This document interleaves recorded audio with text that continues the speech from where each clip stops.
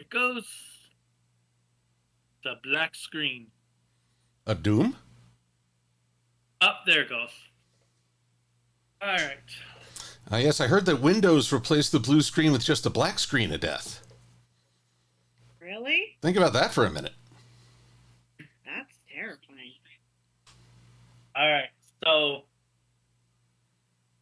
Hello. Hello. it's still. So what? It's delayed on there again. So it's still like. Oh, it's always going to be. Out, man. I'm afraid it's always going to be delayed. That's just how streams work. It's tripping me out, man. That's just gotta get over it. I can't get over it. But anyway, what's up, everyone? I'm the Kamen from the Toku Animation News Network here with Kamen.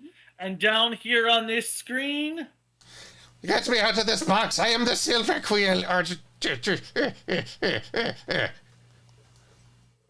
Let me out of tiny box. and we are here to talk about Kamen Rider Zeztz episodes 1 to 3, since Silver Quill has not talked about episode 1 yet. And as I'm calling this live stream, Bomb Another Day, because I'm naming all the Zeztz live streams after James Bond titles. Aha. That wasn't a book, though. It was still a movie. Yeah, but it should be more book reference. If it was only going to be books, then we'd only have 12 live streams. We're going to have more than 12 live streams. And we listened to a full quarter of those books on the way from Colorado to Florida. Oh, yes. Yeah, because we got through 3 of them. Yes, a full quarter of them. 3 of 12. I had to think. That's very true. I know, I had to think for a moment. But actually, we haven't even listened to the next book yet. We did Invasion of the Body Snatchers. Oh, I've listened to that audiobook. That was fun. Because I'm doing a retrospective on it with all 5 adaptations. But seeing as how that has nothing to do with what we're talking about, I just want to say one thing before we really get into what we're talking about. It's still talking about Zeztz. But I am hating. I'm loving it, don't get me wrong. I love the fact that they're airing Zeztz on TV for YouTube. I am hating, though, how every time I practically go onto YouTube, one of the first things that's playing, at least after it initially airs, is Zeztz. I have seen episode 2 5 times, unintentionally. I have seen episode 3 3 times, and I have seen episode 1 probably on the loop that we did like 8 times. I see. I'm sick of watching it because he wanted to rewatch episode 2 before we started episode 3. And he wanted to kill me because I could literally repeat everything that was going on while I'm trying to cook dinner or cook dessert or something or do something. And he's like, okay, I get it. You've seen the episode a lot. So I'm loving that Zeztz is out there. But I'm hating watching it so many times. So in other words, you're dealing with an outbreak of Zeztz. And unfortunately, there's a cream for that. But if you apply it to your computer, I'm pretty sure you'll void the warranty. Probably. But how, since we've been able to discuss Zeztz a little bit more, how are you enjoying it so far? Well, before we dive into this, as the streamer, I feel I should don the appropriate attire. All right, so Zeztz first episode. Interesting premise. I especially love the Japanese humor of when a guy acts cool and nonchalant, he's the classic cool guy. And but then he encounters something totally unexpected and just goes into mode. Saw it in Gokaiger, saw it in Kamen Rider Wizard, and always thought it was hilarious. So I very much enjoy that. The premise is very interesting. Our main character, because I'm bad with names on a good day, Baku, is... Baku, yes. if he disappears, though, is he Bakugan?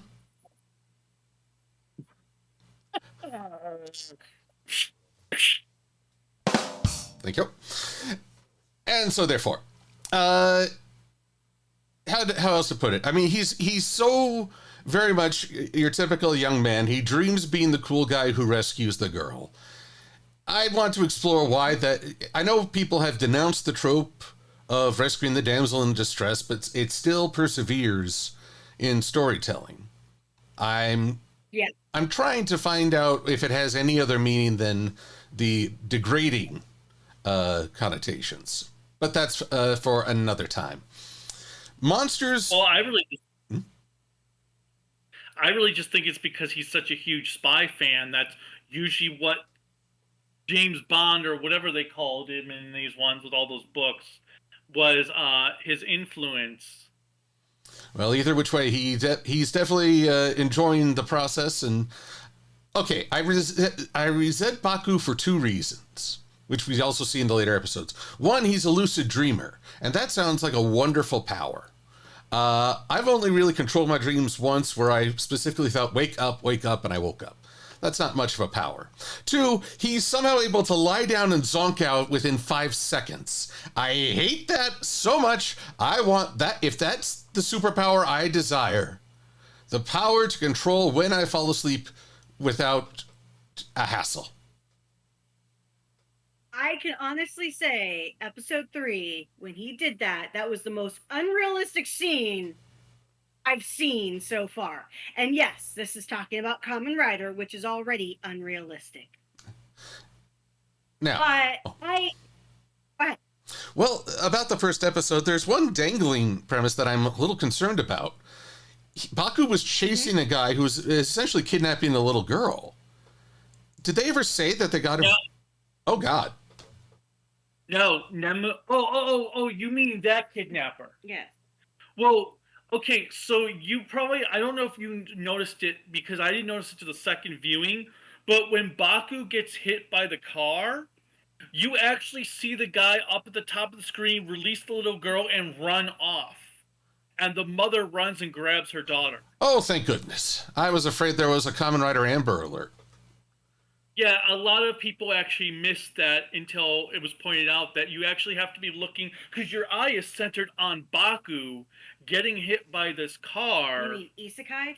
Yeah, Baku trying to get isekai, and you don't notice the kidnapper run away. Yeah. Although, thinking about it now, we've actually witnessed a de-escalation of misfortune happening to Baku when he tries to help someone. First time he helped someone, a UFO took a pot shot at him. Second time he gets hit by a car. Oh, here we go. Oh, I'm making a British vulgar language. Third time he steps in poo. One of these things is not like the others. Well, and then you had his sister. When it's like every time you try to help someone, something bad happens, and we see the news reports of him getting struck by lightning, getting wasn't there like he got hit with a rock or something? Oh, meteorite. Meteorite, yes. Oh, Killer Croc was off the screen? I threw a rock at him. And then there was one other, I can't remember what it was, but yeah, so he has a series of unfortunate events. Incredibly unfortunate. I wonder if he has an uncle named Olaf. Who knows? But overall, I will say from the first episode, I liked how the characters come together. The cops, I know, distracted him a little bit. I didn't find any issues with the cops because I felt that there's going to be a setup there. But the one thing that still is a little off-putting to me that I don't understand, Aku is older than his sister. Yep. Yet it seems like he is literally in the care of his sister. Well, sometimes women mature faster than men, so she's more responsible than he at the moment. Although she doesn't know about his escapades at night. Yeah, because he is 23 and she's 20. the characters, not the actors. Um, well, so what did you think of that opening scene where we had him shooting the rubber bullets and stuff? I was like, oh yeah, rubber bullets totally work like that. But Well, it made sense once you realize it's his dream. well, it also makes sense that Japan has a good sense of gun control. So it makes sense that even an officer would have rubber bullets. Although I don't know much about firearms, so I don't know how rubber bullets would really impact. Certainly not with the same ease that I saw in the opening. But it, Well, I am curious if how many of his doors were opened to the point that he became a writer. well, I'm a little unsure myself. I mean, well, yeah, we did see the weird kind of carbonite door. Yeah. I love those doors. Just like, okay, I got to know who modeled for those and what did you do? Just like stick someone in the mold? Like, I'm just going to need you to stay like this for a little while. Well, but I liked when he goes in the dream world, when he realizes he's dreaming, his outfit instantly changes to his code 0 outfit. 7. Or code 7. Forget the double Yeah, O. his hero is his like handler, so to speak. Yes. His M. And I love when he transforms, when the costume lights up. Well, I will say, having it as a shoulder strap or chest strap, I do feel like there's this weird empty zone around the waist area. I'm just used to the classic Well, buckle. we had talked about, and she was like, it for her, I think makes her think of a gun holster, since the secret agents would usually always wear their gun holster somewhere around their chest. Makes sense. Yeah, because the way it sits right there, I was like, oh, it's kind of like where he would have his gun. Hello, Ren. It's been too long. Yeah. Hi, Rennie. I'm sorry he's covered by the Toku Animation News Network logo at the moment, but I did like the first episode. I love the soundtrack as well. I think the opening theme, I wish it would finally play as the actual opening, but I really like the opening theme too. I haven't heard it yet. I've been waiting for them. I thought they'd do it in episode 2, but nope. I'm making you wait for it. Well, I thought they'd do it in episode 3 because that's when 01 started playing the opening theme, and they still didn't. The opening theme is played at the end of the episode when the credits have been rolling, when he's either fighting or doing his little talk. But yeah, it hasn't actually done the opening theme as the opening in the episodes yet. Yeah, it's a little weird, but I actually like how it just kind of gets right into it. Sorry, right into it. No delays. But then we have, so episode 2 continues with Baku getting out of the hospital, and we've got he's dreaming that he's being chased. He's wanted by the police, and as a bomber nightmare is blowing crap up. And our damsel this time around, Nem, is now the police chief for the day. So what was it, deputy commander for a day, or something like that? I did love her little rhyme as she turns the tables on 7. Oh, it's a 0. Now it's a 3. If I close it again, boom, it's a 0. and he's when he's about to transform. Nem, it's not coming off. Could you take it off, please? I know. I'm like, oh my god. I love that. I also found it interesting that after the dream, when he wakes up, Ren hurt something. When Baku wakes up, he then goes into first trying to figure out what's going on, and he's also trying to figure out how he keeps on dreaming. I like the fact that he goes into his closet and you expect this Narnia moment, the way he's acting, where he moves clothes out of the way, where you think he's going to go into this other world, and it's nothing. It's just a normal closet. And then when he's walking in the street, like all suspicious, holding something under his shirt. Mm-hmm. But I also like the paranormal division is in a truck, and we have the cop lady saying, "Oh, I've been demoted, haven't I?" I love how everybody gets into the truck. How they kind of do like this little roll to get into it. Well, Tetsuya, he's got it perfected. He's like, oh yeah, he's dodge rolling like a Dark Souls player. Right? But I will say one thing though, during their conversation when they first meet with Baku, and Baku says he had to dream about a bomber, and Tetsuya, yep, that's the cop guy. Tetsuya Fujimi. He says he had the same dream, and they mention Nemu, and the cop lady's like, "Oh, Nemu's great," and all I'm thinking is, I wouldn't be surprised if she turns out to be Nemu in the dream world. Well, Nemu's a real life idol. According to the wiki, Minami, the sister, is a talent manager. I wouldn't be surprised if she knew Nemu. I wouldn't be surprised, in all honesty. According to the wiki, though, I don't know how accurate a wiki is for that information. Well, people are using it as a source these days.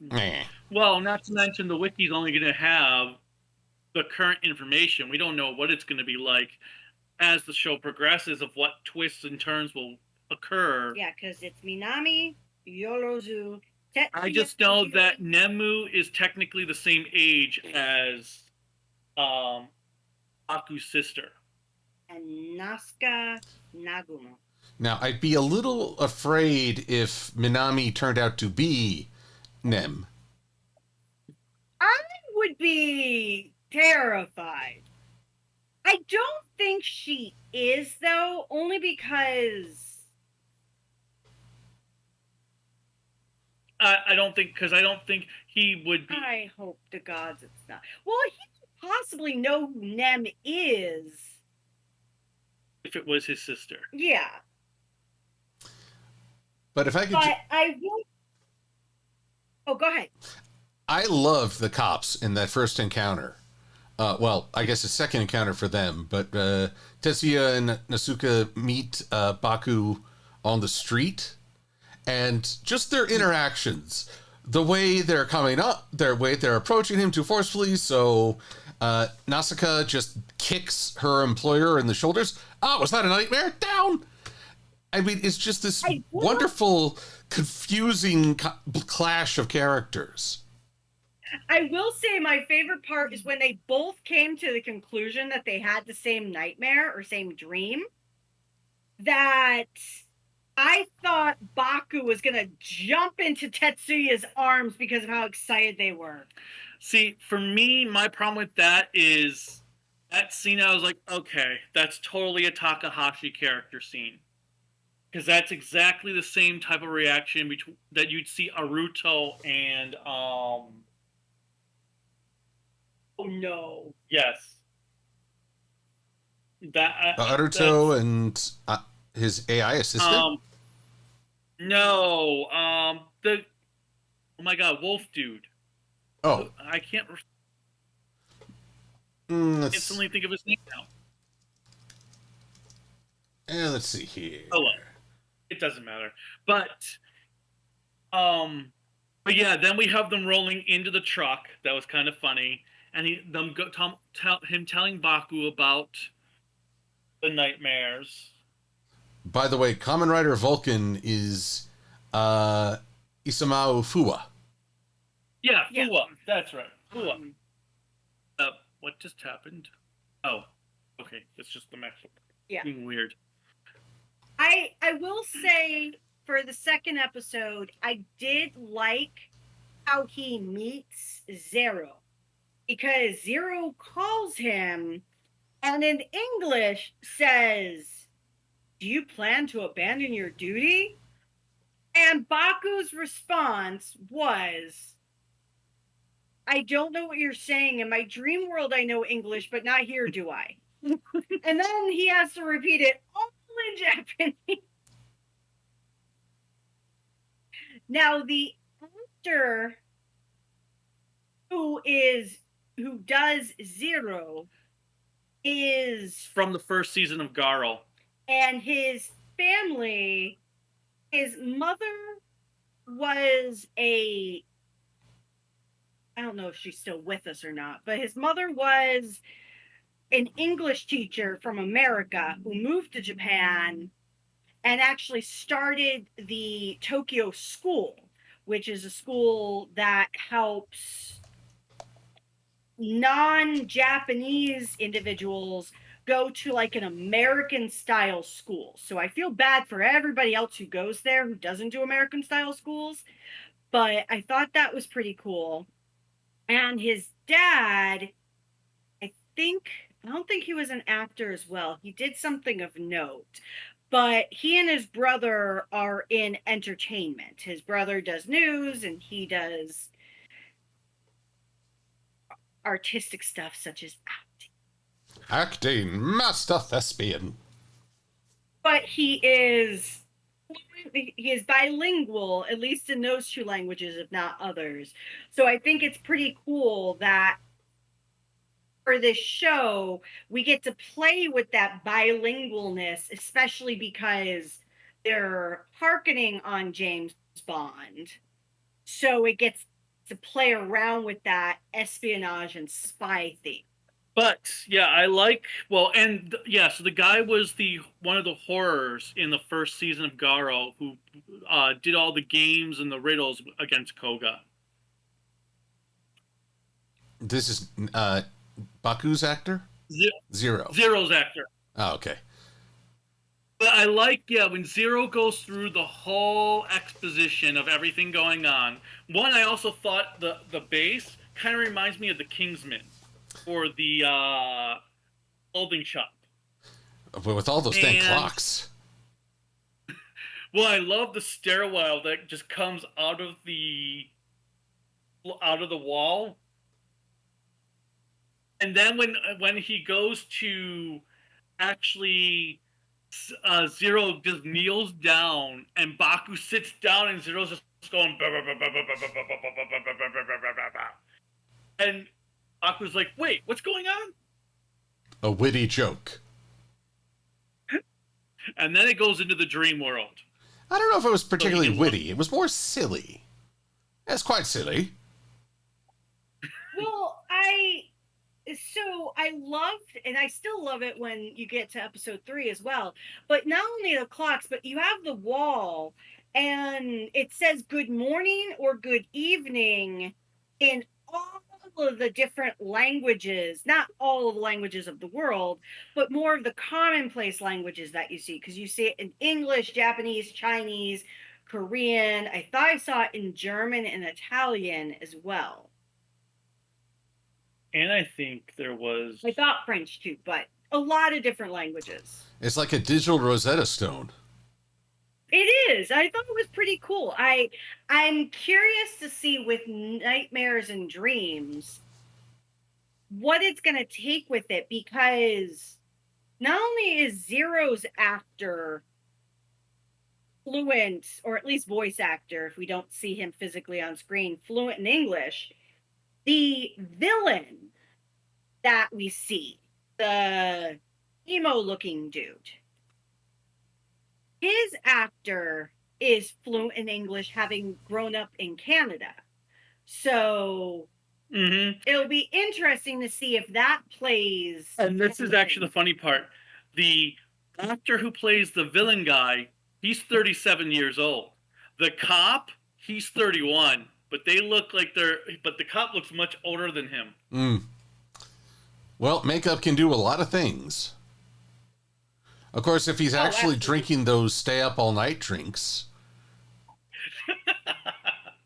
But I love, so then we get to the actual bike chase, which was pretty awesome. Made me think of The Matrix for a little bit. Oh, Matrix 2? Yeah, when they're on the highway doing the chase and everything. But not so dreadfully drawn out. No. Even though that was still cool, but yeah, it was very long in The Matrix. Reloaded, Hey, it right? was the best thing about the movie.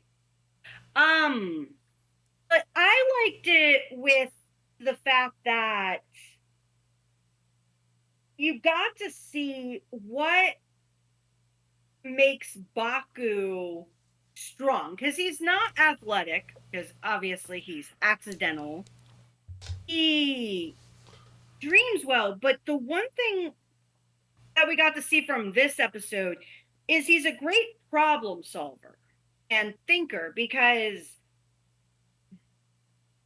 you could tell when he was listening to what Zero was saying, he actually made Zero repeat himself so he could evaluate what he was saying to figure out the solution, which I thought was really well done. Yeah, when he tells him that the nightmare is from the subconscious of the dreamer. Because that's the one challenge sometimes you have with all of the Kamen Rider series, especially if you have like a really normal person. Like, how did they become like this? Not to say that it's bad, but you always want them to have a trait that sets them apart, that somebody can achieve. And I like, versus being athletic, that it is something like problem solving and critical thinking, because that's not a trait people consider. And problem solving is actually an incredibly difficult skill to learn. So I think it's kind of cool to see that in action here. And it makes me hope that we have a series that does take on that thinking aspect, like a murder mystery or a spy thriller or anything like that. As long as it doesn't rip off Columbo. Really? Yeah, why not? What's wrong with Columbo? I don't know if I could stand him just standing there and talking, here's how he did it. Well, so I did like, then at the end of the episode, when the dude just ran, the villain dude shows up and it's like, yeah, it's the dreamer's actually the person who Wants this. and then he realizes, oh shit, it's my cup buddy.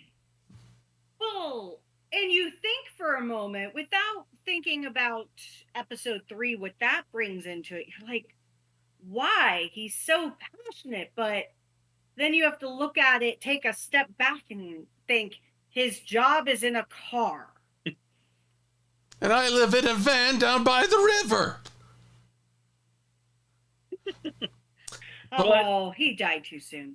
But I will say the editing in this, and some of it leans into the nonsense of a dream. Because there is the scene where they're pursuing Agent 7, the cops, the chief of well, now I'm so bad with names, even though I've said his names. Tetsuya. He charges at 7 and they're head on. But then next shot, he's behind 7 and tackling him from the rear. Oh, yes. It really does play in that dream aspect where things don't go normal. Well, oh no, that's episode 3. We'll get into that. Mhm. I was thinking we'll tackle comments before we do episode 3. Mhm. But let's see, what else in episode 2 did I like? Well, I loved also in episode 1 when the nightmare exploded and you just had this purple butterfly flying around. Couldn't quite hear you, Kuroka. What's that? We I hear you. we got to get a better mic for you two. It's Well, I need The problem, I need to get the Yeti out and see if it's still working. Oh, there we go. But I just couldn't hear Cruelica. She said something. A quick one word. Oh, no. I didn't say anything. Oh, all right. Well, I also appreciate that going with what Cruelica said about the power of problem solving. He's loose enough that there's that scene where he uses he bends part of the setting to intercept shots fired at him as a Kamen Rider. So he has, yes, a little bit of the Matrix in him. He knows it's a dream, so he warps the dream to match his needs. What are you Hmm? doing? All right, so let's see comments. Okay. Mr. Arrowverse says hello. Hello. That they're on currently at episode 113 of Naruto in Japanese and 111 for the dub. Now, are they 1 for 1? Like, is 111 for the dub the same as 111 in Japanese? Oh, yeah. Oh, okay. So there's no editing where 113 in Japanese could be 111 in the A game says hello. Hello, A game. And then let's see, Mr. Arrowverse says, I like the name of the stream. It made me laugh when I saw it. Jake Schuster is here as well, and Cherry Fluffbelly. Official. And Star Wars fan. Let's see, Jake said, I like the suit, I don't like the shoes. I understand that. You're not a huge fan of Takahashi's shoe designs for the costumes. Well, it's not his designs, but... Well, they all seem to appear in his shows, so I kind of feel like it is his design. But, yeah, the feet could be better in the suit design. They could be like Doc Martens. As Silver Cole said, it is weird to me not having like something on his waist to break up the suit. See, I like it as it is. I actually don't mind that empty space that you both are talking I just wish there was something there. I don't mean something... Whatever. I don't mean an elephant. What? I like the style of the design.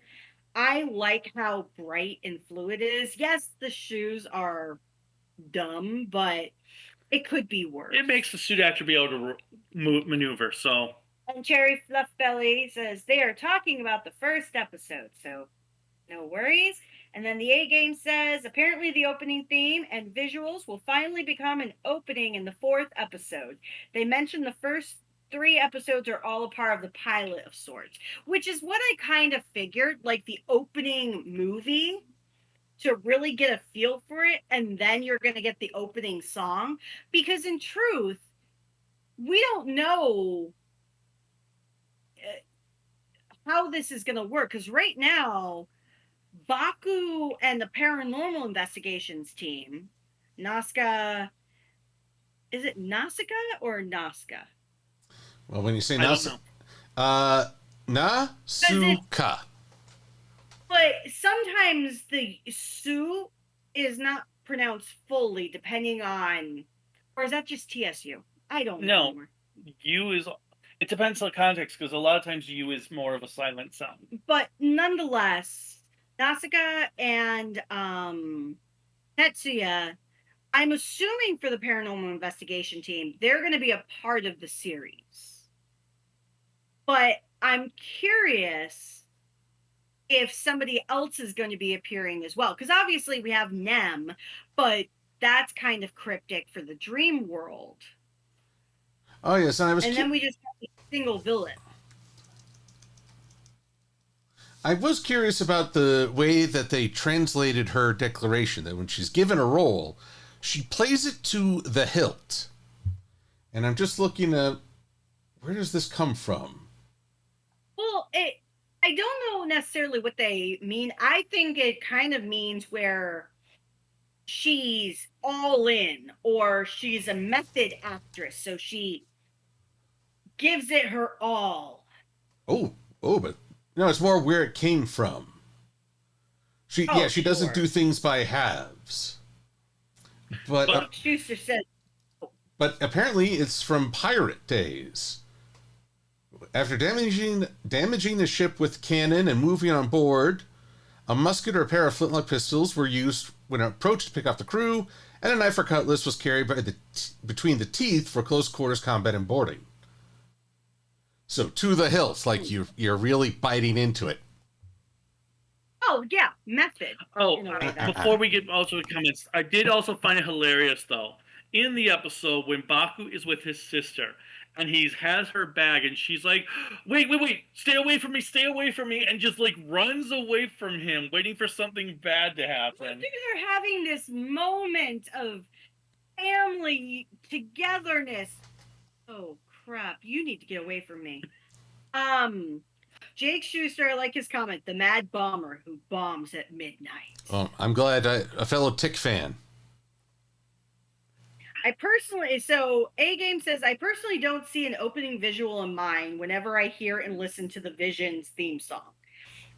I don't have anything in mind either. I am actually really curious to see what it's going to be like, because I am truthfully hoping it's going to be somewhat cryptic. It better start out with a gun barrel and Baku or Agent 7 comes over and goes... Okay, that would be a little on the nose of James Bond. I doubt they would do that. I demand that's what they do. The A-Game says, love the joke in episode 2 with Zero being a bike and saying it's a witty joke. Maybe. Oh, yeah. No, I think we all laughed at that one, like, really. And the noise. I saw you, Silver Quill, even if I couldn't see you watching that movie and thinking, I like the pun he's doing here by being a bike design. He's a little trolly. Yes. But Let's see. if you want James Bond puns, though, I always remember GoldenEye, that in the opening where the woman opens her mouth and a gun shoots out, I leaned over to my dad and whispered, talk about shooting your mouth off. Oh, God. I'm just thinking of Octopussy with David. Star Wars fan does make the comment, that must be annoying, saying the phrase once in English and having to repeat it all over again in Japanese. I do feel that Zero would have had to have had an eye roll at that moment. Like, seriously. But all I have to say is that Baku needs to get back into English lessons because But typically are English gentlemen. But at least it was only one sentence. It'd be another thing. It'd be another thing if he gave the full explanation and then Buck was like, yeah, I probably should have opened with... Oh, yeah. I guess they're trying a bit too hard for themselves. I like the bilingual stuff. It gives more diversity to tokusatsu for a Star Wars fan. I do agree with that. Well, especially when they probably had agreed before the show even filmed that they would air it internationally. And Jake Schuster, what's with the counts? So I have an emotional support animal. And his name is Ren because my husband has the emotional range of a teaspoon. But, and then A-Games, well, the witty joke part was the dream world. Oh, that was in the dream world, wasn't it? After they find out the bomber is in the dream and Baku goes to sleep, then we get the witty joke. For some reason I thought it was before, but yeah, that's right. And fun fact, Baku's actor is the same age as me, as we're both 20, but I won't be 20 for very long since my birthday's coming up. Happy early birthday. And yes, everybody's so... But yeah, Baku's actor being 20. I thought he was 20. No, he's 20 playing a 23-year-old. Okay, that's what it was. And his sister Minami is 18 playing a 20-year-old. Mm-hmm. And Nem's actress is 16. Playing a 20-year-old. Yes. Oh. Yes. Although there's a comment from... And I am 40-something playing as a 20-year-old. Those tariffs got really expensive. They did. It was terrifying. Sorry, Silver Quill. Well, I just noticed the A-Games also said that there were clocks with cats in the Zeztz bays. Oh, I thought you meant my cat. Sorry, hubby. I didn't mean to insult you. Really? Hold on.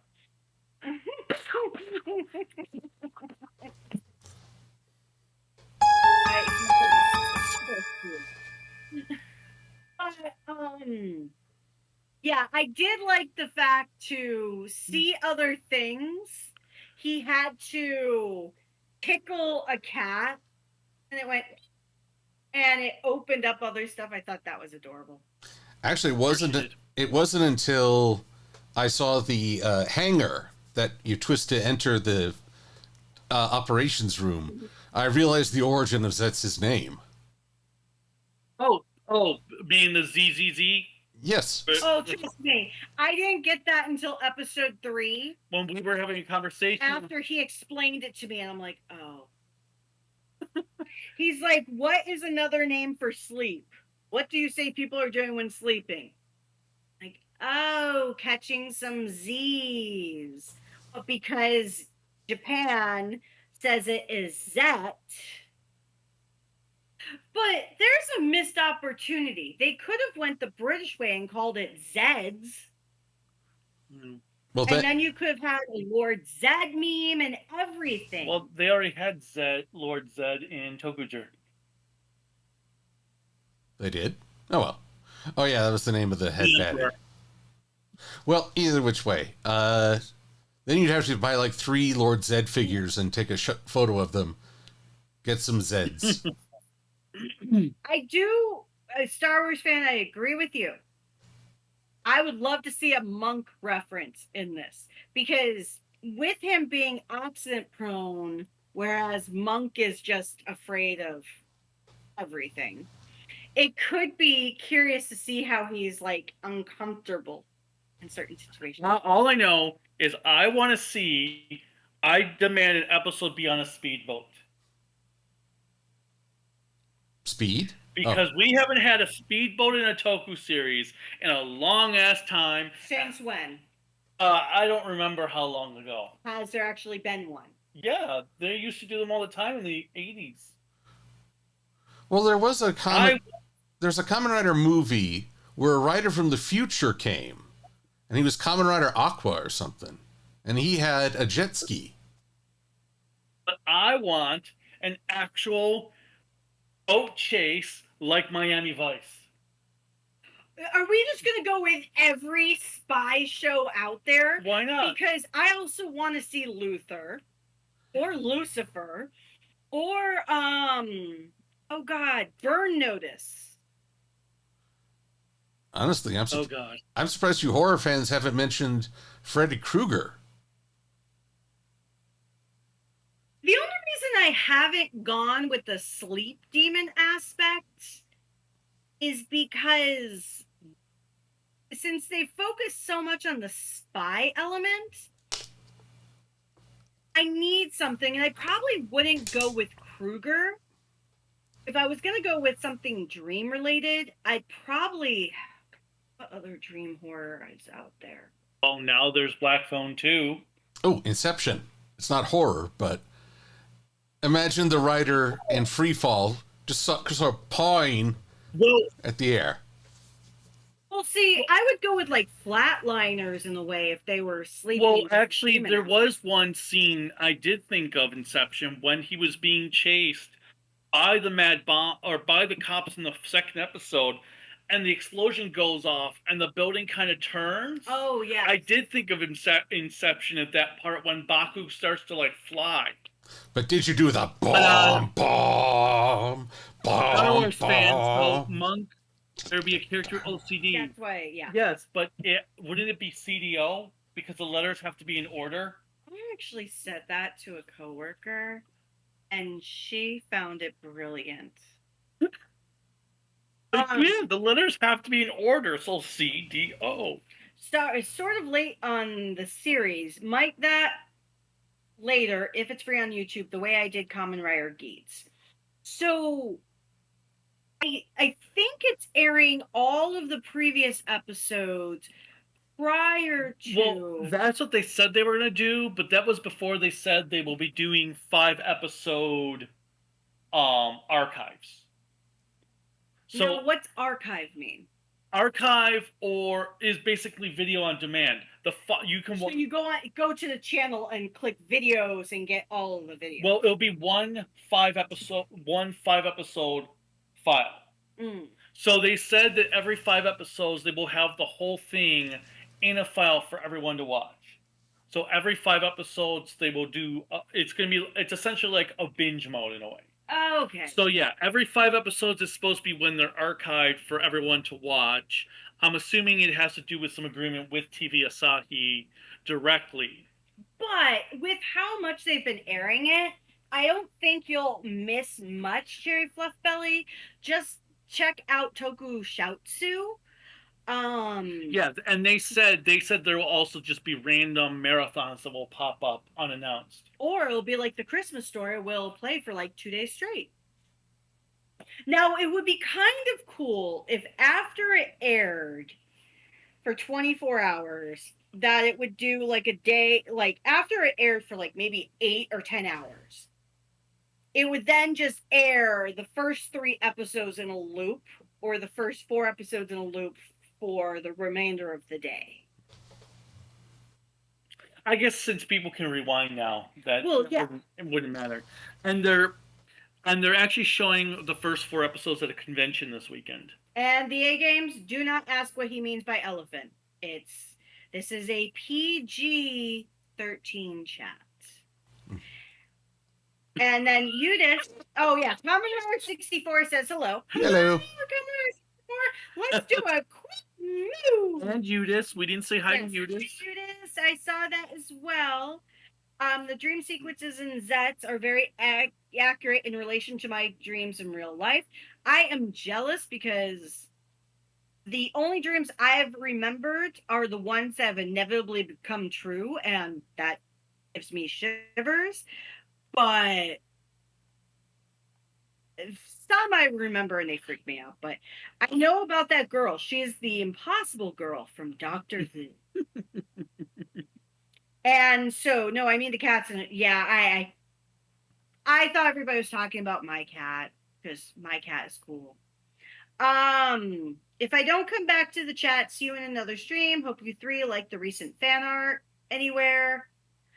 Yeah, we'll have to check it out. I saw it. It's on Blue Sky. Oh, I have a Blue Sky account, but I don't go on there.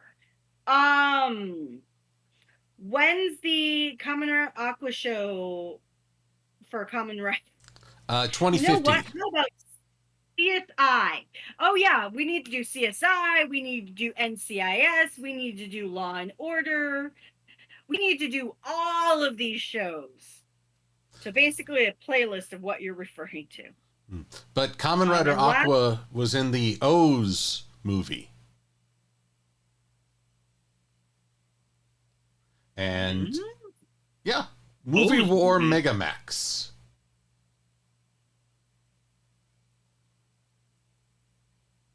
I don't remember the O's movie. It's been so long. Wait, the Forza O's movie? That I'm less sure of. It's after the end of the O's series.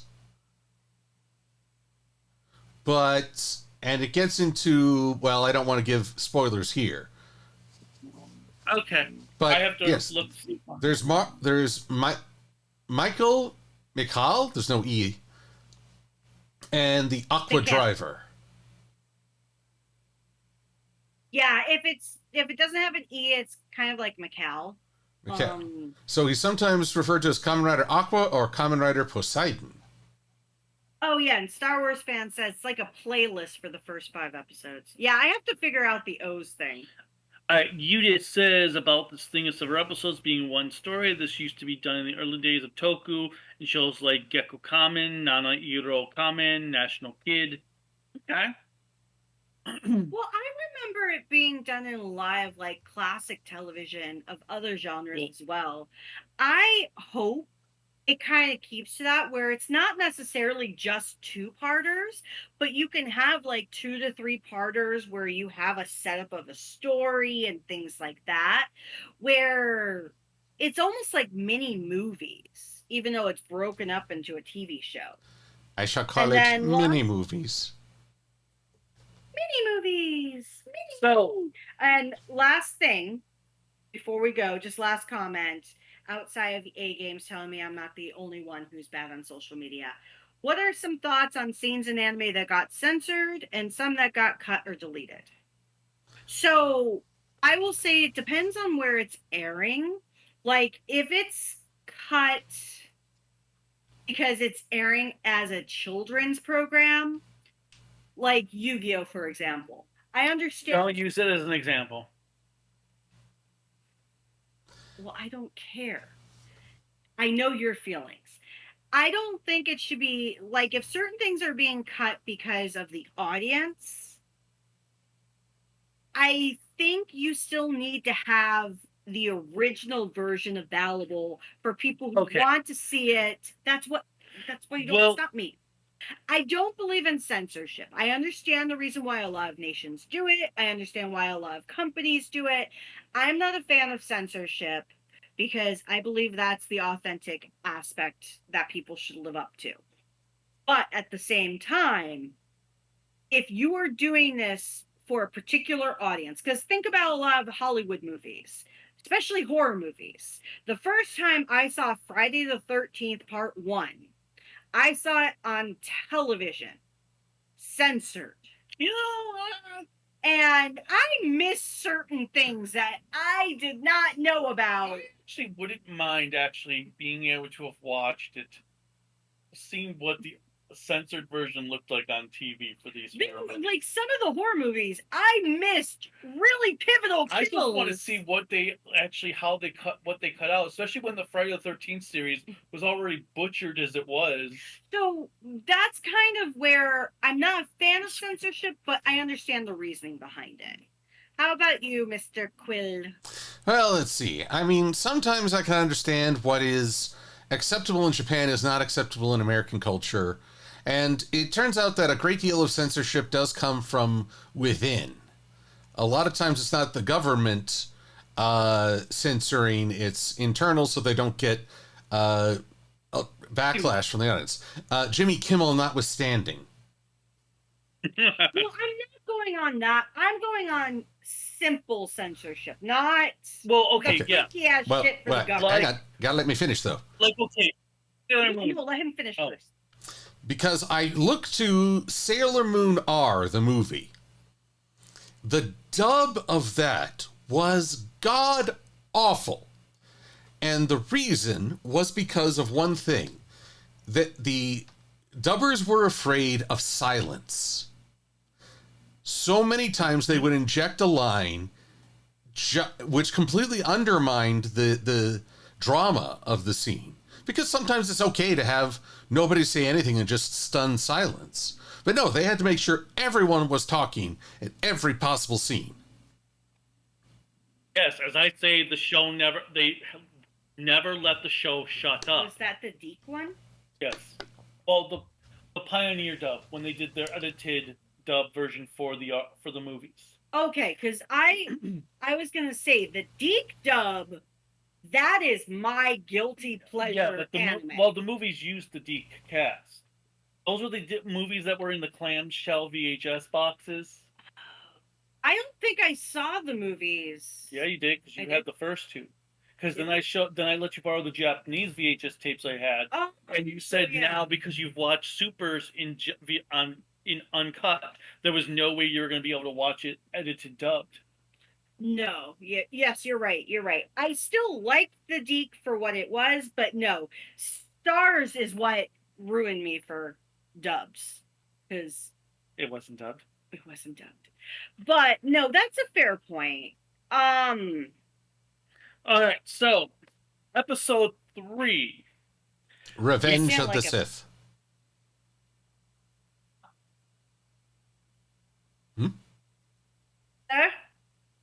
I didn't hear what you said. Revenge of the Sith. Oh. Yes. I was picking on him saying I didn't like episode 3, but I loved it. So we start off with Baku realizing that the bomber is his cop buddy, Tetsuya. And then he starts trying to find him. And we've got Tetsuya being brought into the office by his supervisor or the commissioner or whoever, not commissioner. Chief of police, most oh, commissioner, yeah. Commissioner Gordon, not Gordon, but telling him, oh yeah, your department's been cut because you're full of shit. And he gets pissed off. Then we have Baku going in, trying to go in. The cop is just like, what? Nope, he was let go. I can't give you that information. And we get, oh, and from the bombing at the end of because at the end of the second episode, yes, he blew up the cars, so the second door was opened, and we find out that when all three doors open, the nightmare becomes real and merges with the actual person, the dreamer. Okay, and just to say how the Mad Bomber opened up as a door and Tetsuya flows into it, I was like, that's just like Sleepy Hollow with his mom. But there's a horror movie reference. But I like the one scene when they're in the dream world and Tetsuya and Agent 7's trying to talk to Tetsuya. Tetsuya grabs him, and then the transition just instantly goes into a jail cell. No, that was what really threw me for a moment there. Well, that again, it's kind of dream logic. You skip the logistical parts. Mm-hmm. And I loved that we got to see everything merge with the real world. And we also learned that Aku has no skills at all in the real world. Nope. So he is struggling to get away from the bomber just to even transform. Which, that's once again what I like, is that he has to learn to problem solve and become stronger in the real world. Like, he knows how to problem solve, but he has to utilize that skill to become stronger. No, he's Zeztz. Stronger is a different Kamen Rider. But I will say, when he transforms, first, when you see his shoulder plump up with muscle, I was like, oh my God. But I love the transformation, especially with how dark it was. And we talked about this when we watched the episode. When we saw his reflection on the glass, and all you saw was the costume with the light. Well, yeah, so you have the monster in the middle and Zeztz on both sides of the screen. That, I thought, was a really cool shot.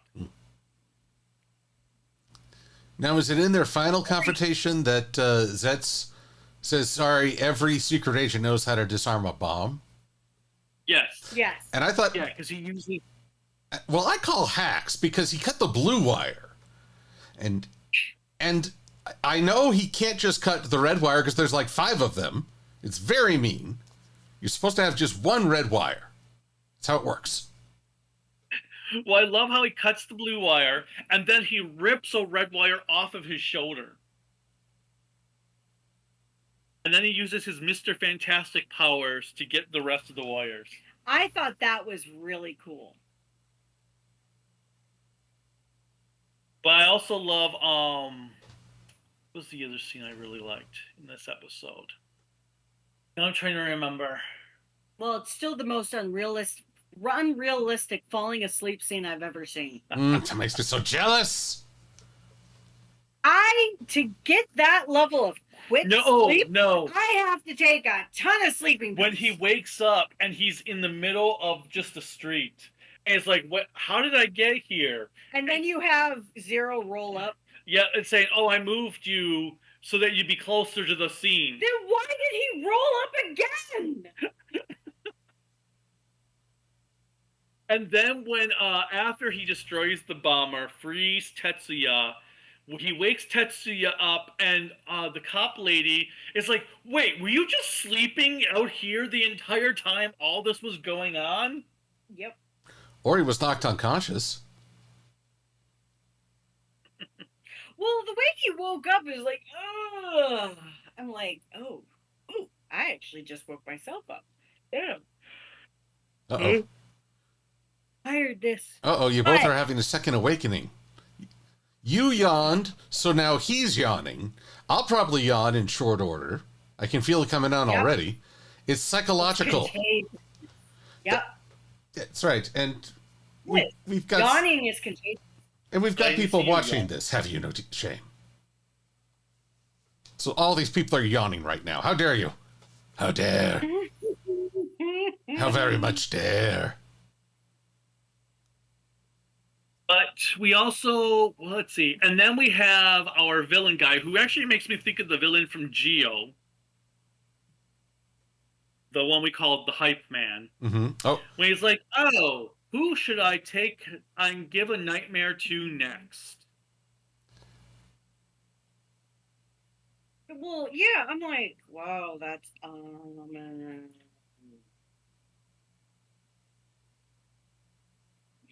I did like how you see him walking, and I love the scene in movies too. I don't know how they do. I figure there's got to be a way to do it.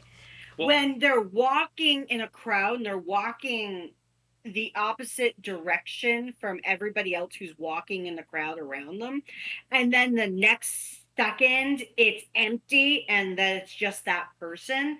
I've always loved the cinematography of just that alone because it looks so awesome to see a crowd of people. And I know it's got to be like a split shot, but how fluid it always seems is so cool. although speaking of cinematography, the moon in these 3 episodes, I was actually just about to bring that up. The moon with the little. it looks more What do you like, think of it? I think of it more as an ice cream scoop in some ways. I think of it. So I'm going on my conspiracy theory real quick, just for everyone who's aware. If you have ever played Shin Megami Tensei Persona series, this is so giving me Persona vibes, not specifically of just Persona 5, but of 3, 4, and 5. So many things going on right now. I'm like, that's just like Persona. That's just like Persona. He's starting to get sick of me with all of my Persona Well, and references. now it's not just you. Like, somebody online yesterday was like, I feel like Takahashi watched the anime of Persona 5 and said, "Yep, I can do that as a Kamen Rider." I just think this is the great sales pitch for Sega and Atlas to use this series as a way to announce first the release date of the remake for Persona 4, and then the release date for Persona Well, 6. Sega just did a big conference at Tokyo Game Show, and they didn't talk about Persona 4. But they're doing the remake for it. Yeah, It's but been announced. they didn't talk about it at all. That's where they announced Yakuza Kiwami 3 and stuff. Come on, dude. This is the greatest way. They announced- Use Toei. They announced a Switch version, or Switch 2 version, I think, of Reload. Mm. But anyway, It's all Persona. It is all just Yeah. high-end. Oh my god. she's making it all Persona. What hey, what if they decide that this is the greatest time to make like a Shin Megami Kamen Rider video game that's like Persona? They can use the Persona 5 engine. They have a lot of the skins already, and they can make something like this. Maybe that's what Zed's gonna be. Like a Persona video game. Shinsona. Too.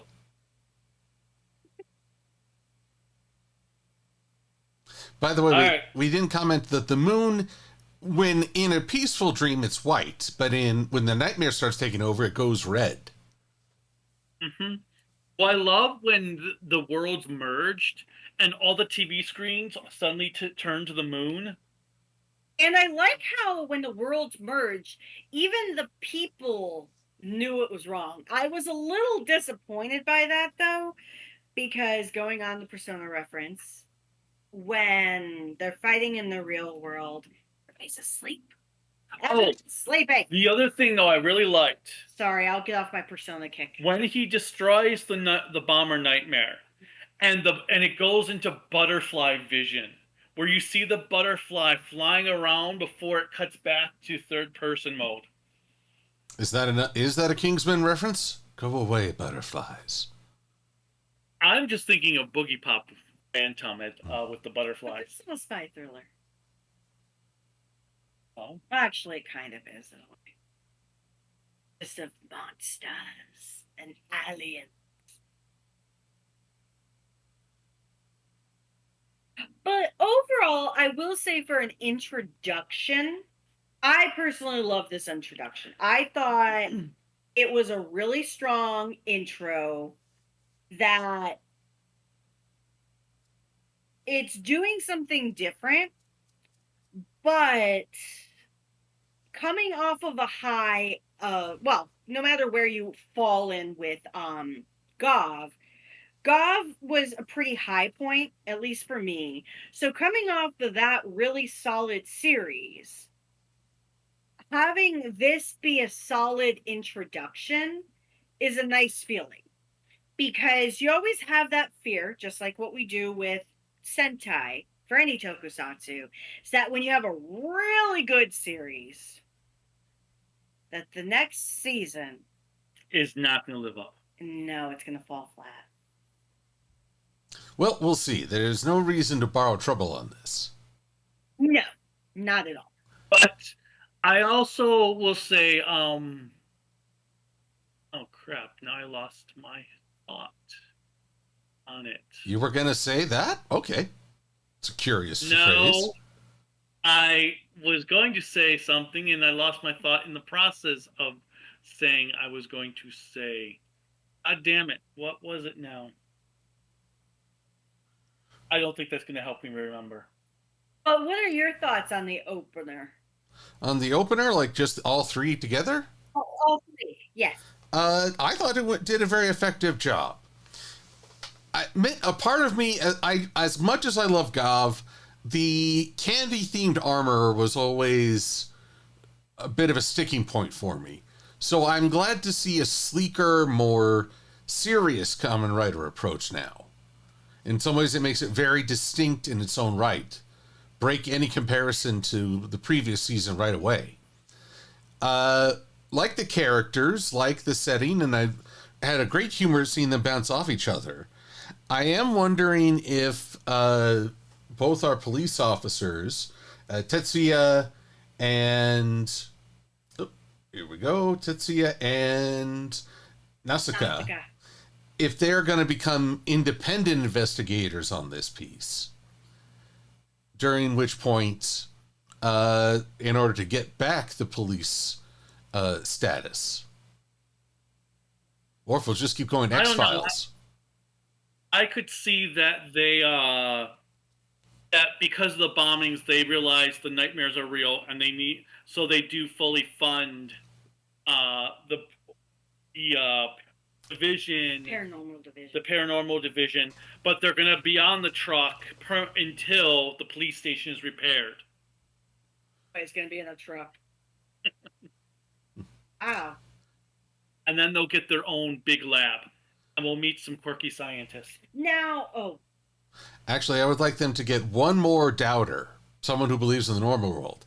Then they can truly be a paranormals investigation.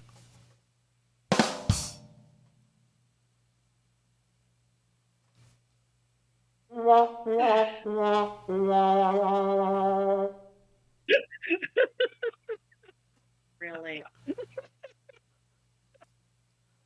Yep, I broke him. Oh shit, I need to plug the computer in. I hath broken the Kaiju no Kami. With my... No, it does. So, if Z's is for Zeztz, like for sleep, what, and Nox is the villain's name, I believe. Yes. As somebody put in the comments as well. So far, he's not obnoxious. He's not from the school of Hard Knocks. That didn't work, my love. I hate to break It it did to you. work. No, it didn't. It's a hard totally knocks worked. life for us. It's a hard knocks life for us. Knocks it off. Although, you know, that But if they bring in a second writer, I'm going to assume Kamen Rider Rem. It would be kind of go away until you can act like an adult. I'm just thinking, I just want something that is also kind of like a sound as well, like Ooh. I'm just thinking, you have to be snoring or something. okay, if it's Kamen Rider Rem, REM, it has to be walking in and saying, "That's me in the corner losing my religion." No, I want them to talk about it's the end of the world as we know it, and they feel fine. Or we could have Kamen Rider Apnea. Oh God. I do like Kamen Rider Rem, the Man on the Moon. Thank you. At least there's a lot of REM songs out there. They're good. If you believe they put a rider on the moon, rider on the moon. Yes, Daimira, and we actually talked about their ages earlier in the stream, with Nox being 37 and Tatsuya being 31 and all that stuff. Yeah, because Nox, the actor who Everybody heard. Akira Yukifumi, I think. Is it? Or Yuki Furukawa. Wow, I so said the wrong name originally. He is the main actor in one of my second favorite live action shows. It's a Na Kiss or Mischievous Kiss. Because my number one favorite is, You are a dongle. yes. Odango Tama. Dumpling heads. But I was impressed with the 3 episodes so far. I'm a little weary because it is Takahashi, and he does sometimes get overboard in the silliness, especially like with Baku's hair sticking up in the dream world. At least that hasn't been a consistent thing. I'm hoping for the best with it. I like the concept of the nightmares. I love the bomber's design. I'm also curious on the other forms he's going to get, like with these Gashapon things. And it was cool to see bike action again. I'm hoping because they film these shows now 6 months in advance that they got what they need so they can have continuous bike action going on throughout the show. Oh, yes, I forgot to mention that scene where, using his body transformation power, Zeztz kicks the wheel out from the bomb truck, but then he rides the bike over the exploding truck, and I'm like, that was unnecessary. That is very dangerous. You are being an irresponsible but very awesome-looking Kamen Rider. I was just thinking how evil Knievel of you. It's a common problem. Evil Knievel, he's dead, right? No. No, Wait, really? The guy who's Evil Knievel is still alive? I believe so. I think? Maybe? Let's I don't think. Oh, whatever. Trying to think. There was one other thing I wanted to bring up. Oh, no. And I really can't. Sorry, Eva Knievel died November 30th, 2007 in Clearwater, Florida. Okay. Then who am I thinking of? Oh, well. Super Dave? Maybe. Super Dave. Oh my God, you haven't seen Super Dave. Oh, He's a David. oh, Miss Kelly. I must find this for you. I've watched Death PhD, which was actually really good. Oh, but you make me so sad. On my insidey parts, they pine. But yeah, there was. Oh well, I'm sure I'll think of what I was going to say after we're done with the stream on these episodes. But I was impressed. I just hope it doesn't go down the competition arc rabbit hole. Oh, like with Build? Or No, Zero with One? Competition arc. Same with the Thouser rabbit hole. With some multi-millionaire. I hope we don't have a bunch of evil Kamen Riders. I do know that Takahashi's forte is evil Kamen Riders. But it'd be nice to not have a series with evil Kamen Riders. Mm-hmm. I know that last series we did not have evil Kamen Riders, except for a very small arc. So please continue, no evil Kamen Riders. I am sick of evil Kamen Riders. Do you know what I'm sick of? Evil Kamen Riders.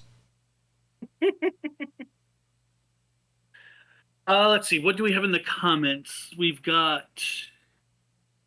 Saw the trailer for the Wolverine game. Have not. Love letter. It's a love letter to Persona fans. That's what I'm thinking as well, Star Wars fan. Kaiju confirms that Zeztz are there once they are. Did they become the first ever to have the first in the era of when a Kamen Rider and the media began? Huh? I'm not trying to. Confirms that Zeztz are. Kaiju confirms that Zeztz are there once they are dead, or known to first in the era. So maybe because you called that they're gonna do airing in America, that you talked about it, your hope of it. Oh, maybe. I was just thinking could the A games be our friend David in disguise? No. Nope. The special effects are the best part of the stream so far. I think he means the sound effects. Sound effects. Oh yes. No, sound effects are terrible. Don't give Silver Quill any more ammunition. Yes, praise me. Praise me. I found the moment with Baku and the bomber in the real world a bit odd. Oh yes, I know what I was going to talk about now. Oh God. Him getting knocked back and very scared for a bit before randomly getting the confidence to transform. So some people said they don't think they should have brought the Nightmare to the real world for the next until like the 30s. I personally think it works bringing the Nightmare to the real world now because it tells us right away what the stakes are if he fails to stop a Nightmare from unlocking all three doors. Now, I just hope it doesn't become a repeating thing that every story is they get all three doors opened up. Oh yeah. No, it'd be nice to have a little bit of diversity where he can stop he can stop them early, or everything stays in the dream world. But or can flip the switch and go into the real world, and he has to investigate that in a way first. But I also do hope we actually I want to see him fail to save someone. Mm. But doesn't that end the world? No, it doesn't necessarily end the world, but I want to see what the consequences are for him failing. Well, don't forget Kamen Rider Wizard.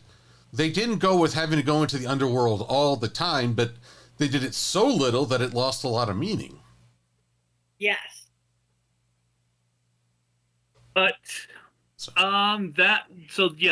what I was trying to remember on saying. So now that I've had here, I found the moment with Baku and the bomber in the real world a bit odd, him getting knocked back. Oh yeah, I did read that whole comment. Okay. Yeah, Daimia says, guess who's the actress plays his girlfriend in Mischievous Kiss?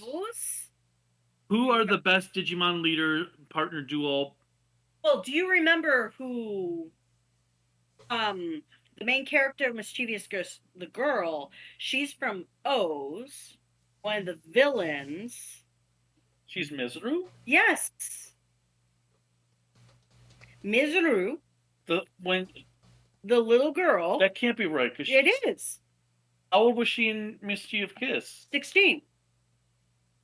Wasn't that before O's? No, it was after. Okay, because Joe is also.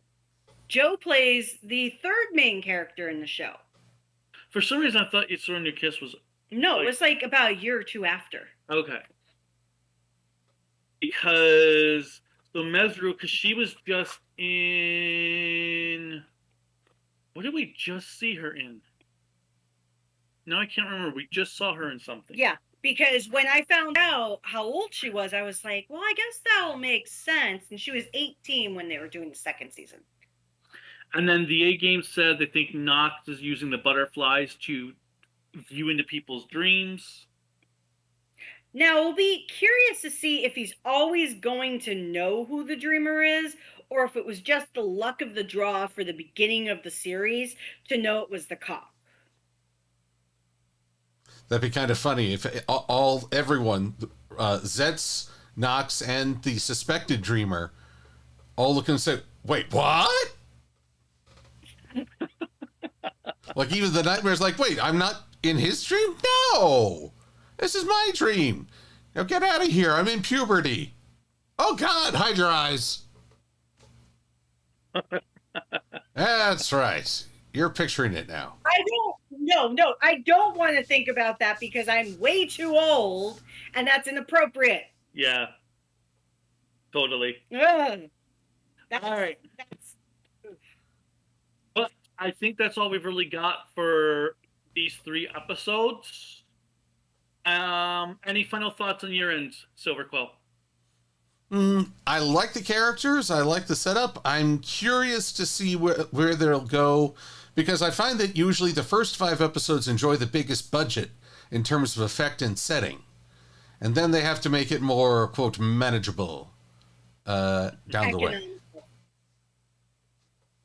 Except Gob, that one seemed to be reversed because the first episode had some pretty horrid effects. And then it got better. It got better. I feel alive. I feel alive and happy. All right, well then, thank you all for watching. Click like, subscribe, the bell notification. Where else YouTube has you clicking on to support us. You can support us on Patreon and Blue Sky at Toku AAN Network, Facebook, Instagram, Discord at Kaiju no Kami. The website is creativitybydesign.lc.com. You can buy Kaiju no Kami merchandise in the YouTube, linked on YouTube. There's also some GoFundMes, one to help the channel survive another 10 years, and one for health purposes because her mom's precancerous surgery has now become post-cancer removal surgery. They can also find you where, Silverquill? Oh, they can find me on YouTube, Twitter, Blue Sky, and DeviantArt under MLP Silverquill, which has links to Patreon, Ko-fi, and well, a whole bunch of brouhaha. Ha ha ha ha. Brouhaha. Oh, wait. All right, so that's all we've got.